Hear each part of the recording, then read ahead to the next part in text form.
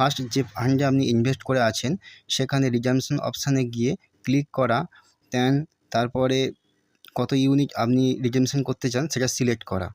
তারপরে ভেরিফিকেশানের মাধ্যমে একটি পাসওয়ার্ড চাইবে, যেটিকে আমরা টিপিন বলে থাকি, অর্থাৎ ট্রানজ্যাকশান পাসওয়ার্ড।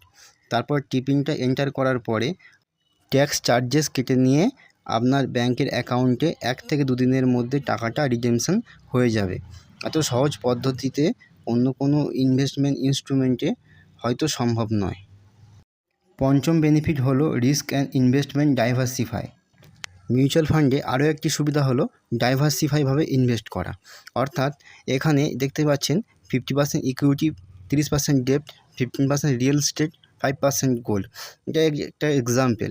এরমভাবেই মিউচুয়াল ফান্ডে মিউচুয়াল ফান্ড এমন একটা ঝুড়ি যেখানে ডাইভার্সিফাইভাবে ইনভেস্ট করানো হয়। কোনো একটা ইনভেস্টমেন্টের রিটার্ন যদি কমও হয়, বাকিগুলো থেকে সেটা কভার করা যায়। সেই জন্য মিউচুয়াল ফান্ডে ইনভেস্টমেন্টের সুরক্ষিতটা অনেক অংশে বেড়ে যায়।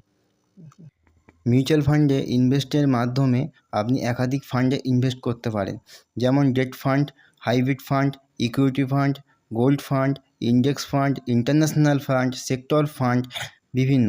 এছাড়াও আপনি মিউচুয়াল ফান্ডে খুব সহজে খুব কম খরচে একটি ডাইভার্সিফাই পোর্টফোলিও তৈরি করতে পারো।